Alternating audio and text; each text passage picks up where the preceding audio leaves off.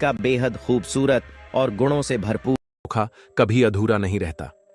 जो जैसा करता है वैसा ही फल उसे कभी न कभी अवश्य मिलता है।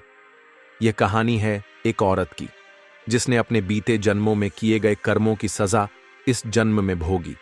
अक्सर देखा गया है, जिस औरत की बच्चा नहीं होती है, समाज उसे ताने मारता है, लोग उसे अपशगुनी कहते थे। लेकिन क्या सच में यह सिर्फ किस्मत है या उसके ही कर्मों का परिणाम? चलिए इस कहानी के माध्यम से इसे समझते हैं। नमस्कार दोस्तों, बोधि लाइट्स यूट्यूब चैनल में आपका दिल से स्वागत है। कौन से पापों के कारण कलयुग में स्त्रियां संतान सुख से वंचित रह जाती हैं? एक छोटे से गांव में गरीब परिवार की बेटी राधिका रहती थी। उसके माता पिता साधारण किसान थे और राधिका उनकी इकलौती संतान थी। उन्होंने उसे बड़े लाड प्यार से पाला था। राधिका बेहद खूबसूरत और गुणों से भरपूर थी। उसका स्वभाव सरल और विनम्र था। वह अपने माता पिता के साथ गांव के एक छोटे से घर में संतोषपूर्ण जीवन व्यतीत कर रही थी। उस गांव पर राजा वीरभद्र का शासन था। राजा वीरभद्र अभी अविवाहित था और अक्सर अपनी प्रजा की स्थिति जानने के लिए गांवों का दौरा करता था। एक दिन जब वह राधिका के गांव के पास से गुजर रहा था, उसी समय राधिका अपने घर के पास नदी किनारे कपड़े धो रही थी।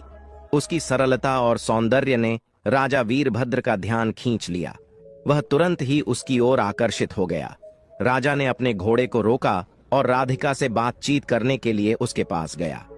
लेकिन जैसे ही राधिका ने राजा को देखा, वह घबराकर अपने घर की ओर भाग गई।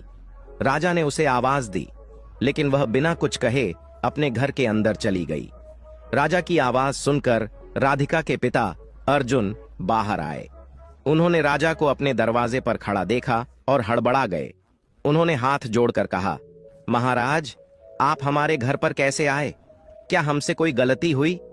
राजा ने मुस्कुराते हुए कहा, नहीं अर्जुन, तुम्हारी कोई चूक नहीं है, बल्कि मैं एक विशेष कार्य के लिए यहां आया हूं।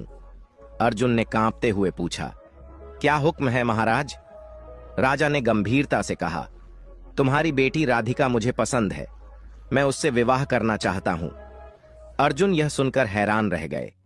वह एक साधारण किसान थे और राजा का प्रस्ताव ठुकराना उनके लिए संभव नहीं था।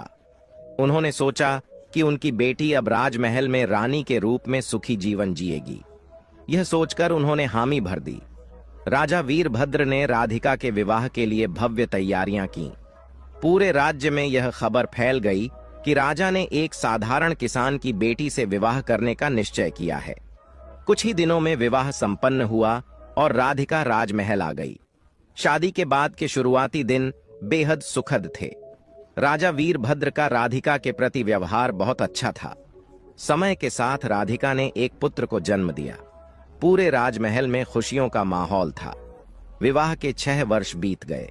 राधिका का पुत्र अब 5 साल का हो गया था। लेकिन इस बीच राजा का मन धीरे धीरे राधिका से हटने लगा। एक दिन राजा की नजर एक अन्य महिला पर पड़ी, जो राधिका से अधिक आकर्षक थी। राजा ने जल्द ही उससे विवाह कर लिया और उसे राजमहल में ले आया। नई रानी के आने के बाद राधिका का जीवन मुश्किलों से भर गया। नई रानी उसे हमेशा नीचा दिखाने का प्रयास करती थी। राजा भी राधिका से दूरी बनाने लगा और उसकी बातों को अनदेखा करने लगा। धीरे धीरे राधिका की स्थिति राजमहल में कमजोर हो गई। एक दिन नई रानी ने राजा को राधिका को महल से निकालने के लिए मना लिया। राजा ने अपने पुत्र को अपने पास रखा और राधिका को महल से बाहर कर दिया। राधिका बेबस होकर अपने पिता के घर लौट आई। राधिका ने अपने माता पिता को अपनी दुर्दशा सुनाई। उनकी बेटी की हालत देखकर वे बेहद दुखी हुए। उनकी चिंता ने उनकी